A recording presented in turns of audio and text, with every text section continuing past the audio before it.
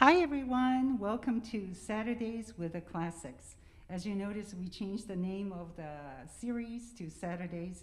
Since the store is closed on Sundays during the pandemic, we decided not to confuse you and we decided to call it Saturdays with the Classics. Today we are so excited to have Christopher Harding and his wife Yuki, Oboist, to do a beautiful duet for us. And each month we are having a concert series with classics, but this actually ends our season, and we are going to be having another starting in September. The September concert is going to be opening up with the Mag Sisters, myself and my sister. We're hoping for a larger hybrid situation where we can actually have maybe 50 people, but we will see about that. You know, just depends on the CDC guidelines. But we will definitely broadcast with virtually, and you will have the same quality of performance. So that will be on September 18th, Saturday, and October the 30th, we will have Professor Arthur Green and his wife performing violin and piano duo. And then on November 13th, on Saturday at 2 p.m., it is going to be Kazimierz Wojciechowski, commemorating the independence of Poland. And so we will have a lot of beautiful Polish music. So I'm hoping that all of you who attended today, and thank you for social distancing and wearing the mask. I know we're getting tired of wearing the mask, but we still have to do it. And I also would like you to turn off your cell phones at this time if you have that. And I hope you enjoy the concert. As you know, on the link on the bottom, you can donate. This donation is really important because that's how we are paying the artists right now. And so we're hoping that you do support the Steinway Society of Michigan. And I really appreciate all your support throughout the year. So let's welcome Christopher and Yuki.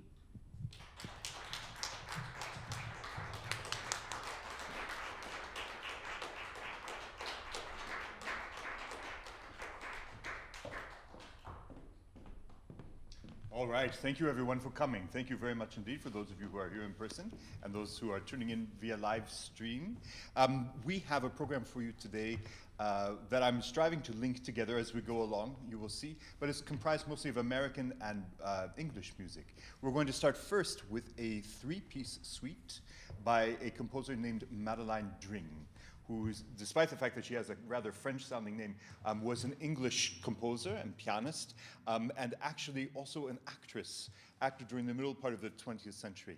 She died in 1997, quite suddenly, but her husband was the principal oboist of the London Symphony Orchestra, and in an effort to kind of keep his wife's music alive after her death, he arranged this suite for piano and oboe. It was originally for piano and harmonica, as a matter of fact. Madeleine Dring was a very interesting composer in that she had her own style. She doesn't sound like her teachers. She studied with Ralph Vaughan Williams a little bit, also Herbert Howells at the Royal Academy, I think. In any case, her music was always her own and tended more towards a kind of French sound or a Poulenkian sound. We don't know exactly when this suite was written, but I'm guessing in the late 60s or early 70s. It was arranged by Roger Lord, who was her husband, in 1984 and published at that time, but I think it was the late 60s or 70s, because you'll recognize in the piano part there's an awful lot of grooviness going on. And I think that that's really from this period for sure. So, three movements, fast, slow, fast. The middle movement is a romance. And I'll talk about it a little bit later, but it is very fitting, I think, that Roger Lord, who's the oboist, is arranging this romance in memory of his wife.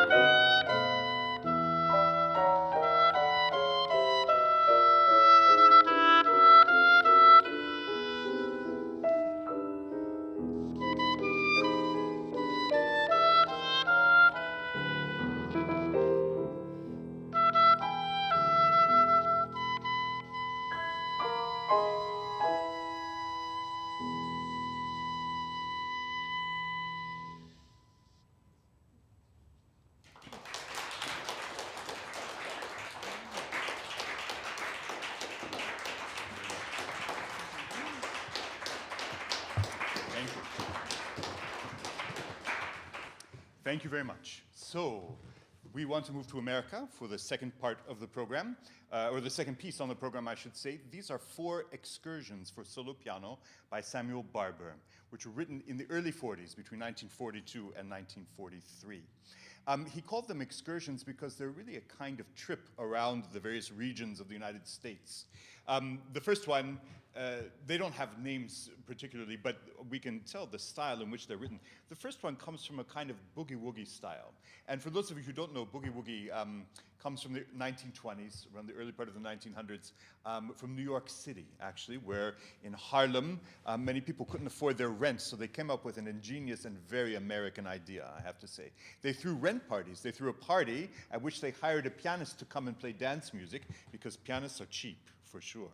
And they would throw open the windows of their apartment, have the pianist play all this music which makes people want to dance. People would hear the music, come up and pay 25 cents, and that's how they would raise their rent for the month. It was an ingenious idea. And the kind of music that comes from that, you hear a lot of this sort of bass riding. I'm sure we've all heard that kind of music before. Barber takes that, and what he does is make it into this kind of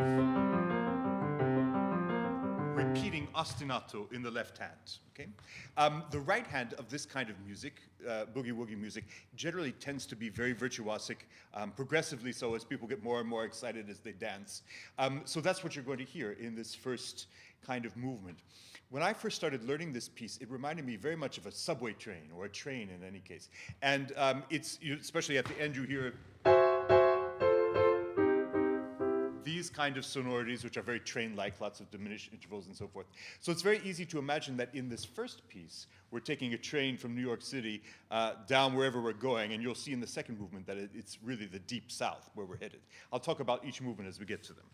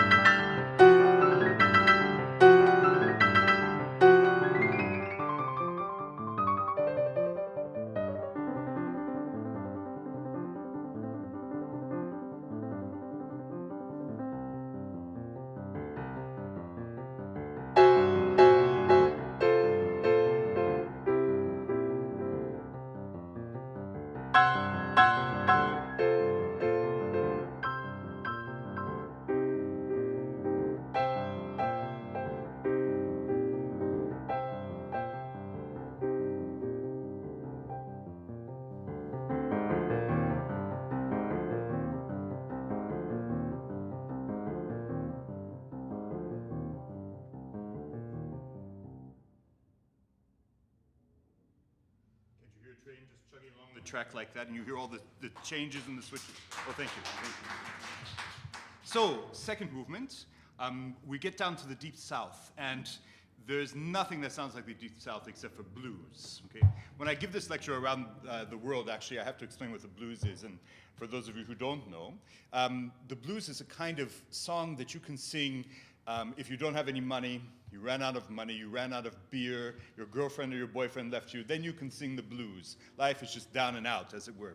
And this, the sound has lots of clashing intervals. You might hear this kind of major, minor, third together. There's a special scale that is used for blues. And lots of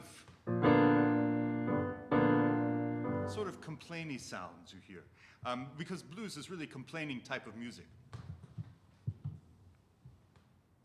I must say, actually I can't resist this story, these pieces were written for the famous pianist Vladimir Horowitz to play. He wanted to play some American music in the 1940s during World War II. He could never figure out how to play the second movement though, because the blues wasn't really in his soul, actually. So that's my job today, to try to figure out how to play it for you.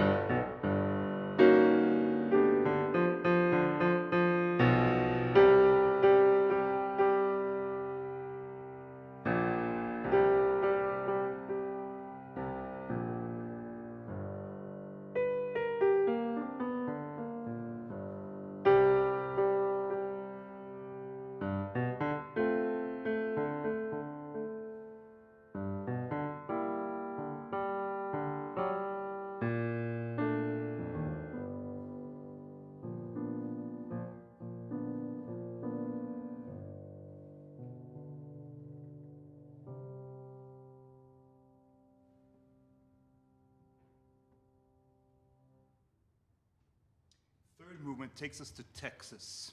This is a set of variations, of progressively more virtuosic variations, on a tune which sounds very much like the Streets of Laredo, Texas, that old Western song. It's filled, however, with Latin American rhythms, almost like the Caribbean bands that Barbara might have been hearing in New York City during the time.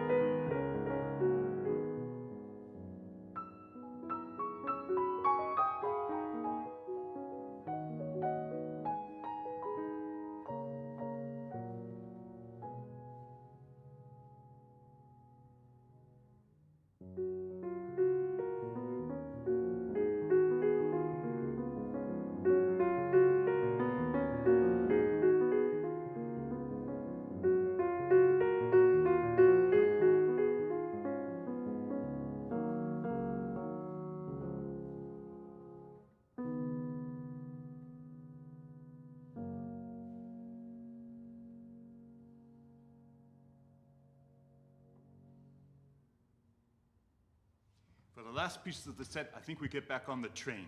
Actually, this is a special kind of piece because it takes place pretty much all in this register of the piano, which, this is how I'm going to relate it back to the dring, is exactly the register of a harmonica. Okay? Those of you who might play harmonica know that there's a big tradition of playing train music with a harmonica. I've heard several pieces like this, and it's just, you get this kind of rhythm going, which you'll hear in the harmonica as you're blowing in and out, and certain train sounds, diminished sounds that you'll hear also through this. Some people feel that this is also a kind of square dance or barn dance. And again, those of us who grew up in the South and know what square dancing is all about, we hear all the calling back and forth of the caller and the people answering back and so forth and so on. It's a great deal of fun, and I think that's what Barbara captures in this particular excursion.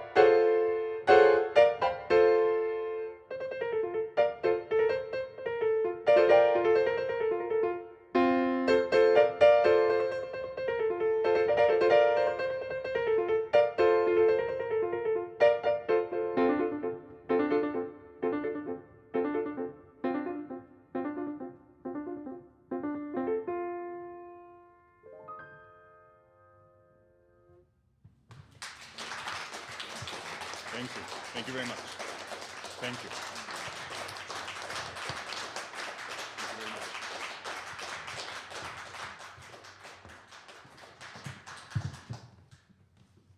And so now the third piece in our program is by another American composer named Wayne Barlow, who taught at the Eastman School of Music for many, many years. As a matter of fact, I was reading about him and I realized that he belongs to an era which we envy in a way. He got his bachelor's and master's and doctorate from the Eastman School of Music. I think in 1938 is when he got his doctorate, so he was one of the first students to graduate from that school, and he was the first student ever to get a doctorate in composition in the United States. And Eastman hired him immediately. They put him on, on their faculty, and he taught there until 1978, till he retired.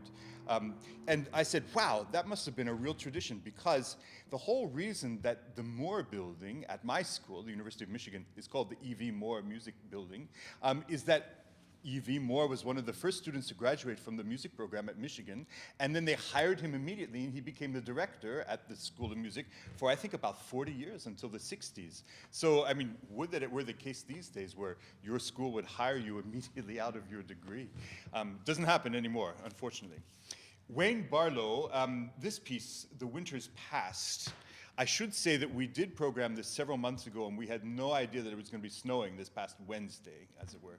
But in any case, the winter's past refers to a kind of springtime, a sort of melancholy, maybe as the winter departs. It's written in the early 1940s in a kind of English folk song style. We'll talk about that a little bit more when we get to Vaughan Williams, but you'll hear that it's very lyric and also very modal in a sense. Well, I might as well talk to you about it now. A kind of modal mixture in English folk song means that they sort of mix major and minor and some other kind of funny little accidental notes along the way.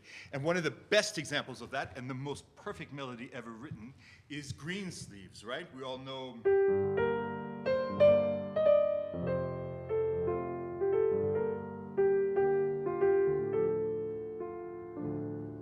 That's a modal melody. If we were to play it in kind of the normal G minor, it would sound like this.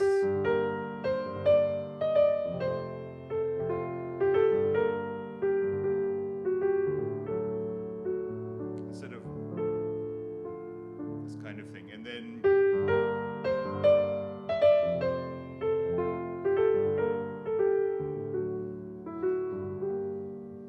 so forth. It has this kind of going back and forth between major and minor, which we hear a lot of in English folk song. I might as well continue with English folk song. Although the English, this is a gross generalization, but there has been a kind of feeling, especially in the 20th century, that their music was a little insular. Pretty much they kept to themselves and they didn't really care if the rest of the world liked it, you know, all that kind of stuff. They just did their own thing. But actually it's English music that made traditional music that we love so much possible. And the reason was, back in the 1300s, 1400s, music was a lot of perfect intervals for various reasons that I won't go into now, but you might hear music that sounded like this. All perfect fifths. Or sometimes you'd hear perfect fourths.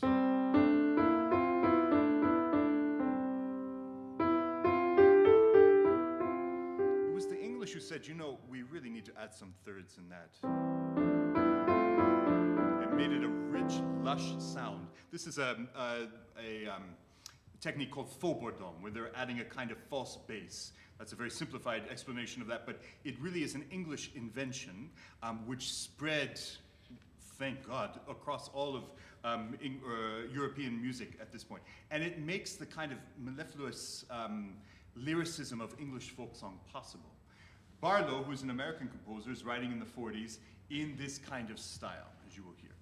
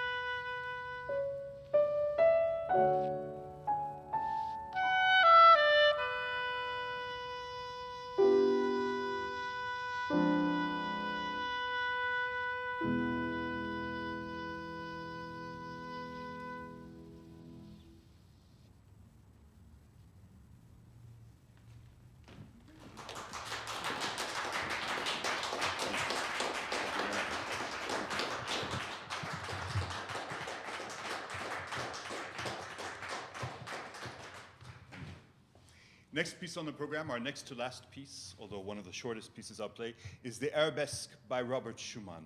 And there's no real connection that I can come up with to other pieces on this program, except that Robert Schumann wrote it for his wife, Clara. It comes at a time in his output where he had been writing many, many big pieces, Kreisleriana, Fantasy, and Clara said, you know, you really ought to try writing something small and simple for a change. And he said, okay. So he wrote this Arabesque, which you will hear is very simple, but it is touched with such love for Clara because all of the music that he's writing at this time is about her, really, or speaking to her. They were not married quite just yet, although they were fully intending to become married and fighting her father for the right to do so. And in this piece, there are all sorts of references to her throughout the piece, but it basically is a kind of character piece where you have an opening kind of gesture which alternates with contrasting characters throughout the piece. It ends, however, with a coda straight out of Schumann's heart, where he tells Clara how he really feels about her. And it leaves us no doubt that he's talking about her throughout the whole piece. So, I mean, if we want to connect it in some way, we might say, you know, our first piece was about husband and wife. It was Roger Lord, who was the oboist, playing his wife's music. And I think, I don't know how you felt, but I've always thought that the romance was a tad long in that piece, until I recognized that really Roger Lord is publishing it in memory of his life, and of course he wants the romance to be as long as possible, since their life was cut short together. Actually, to think about it that way, both Clara and Robert's, their marriage was all cut short by his untimely demise as well, but we got a lot of great music out of it, I have to say. So.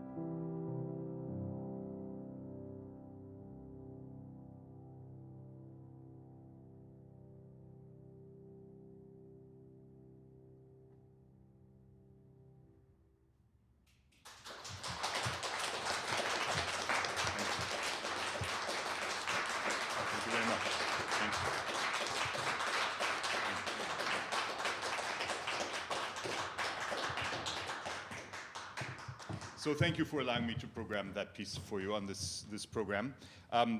It's a nice segue into Vaughan Williams, who oftentimes when people would try to find a program in his music or a reason for his composing or that it really reflected World War II or something like that, he would say, no, can't you believe that I just wanted to write a piece of music? You know, that's all I wanted to do. And I feel that in such a way that it's appropriate to play the Schumann because it's just beautiful and it's nice to share it with you. So our last piece on the program happens to be one of my favorite pieces in the world, the Vaughan Williams Oboe Concerto, written in the early 1940s, actually. And it is written in English folk song style. That's one of the things that he was known for. And you'll hear that all over the place, lots of fourths, lots of fifths, mitigated by thirds, as it were. One of the themes of this program, you could say, is as beautiful as this instrument is, it's awfully fun as a pianist sometimes to pretend you're not a pianist. You can be a harmonica or a train or something else. In this case, you get to be a string orchestra. And I would encourage you to, I hope that you'll enjoy our performance today, of course, but also get on YouTube or go and hear an oboist play this with a string orchestra. It's one of the most beautiful sounds in the world. And that's my job today, is to try to sound like a string orchestra and to match the beauty of my wife as she plays this piece for you. So, 3 movements, kind of fast, and fast, with a slow section at the end that's very noble.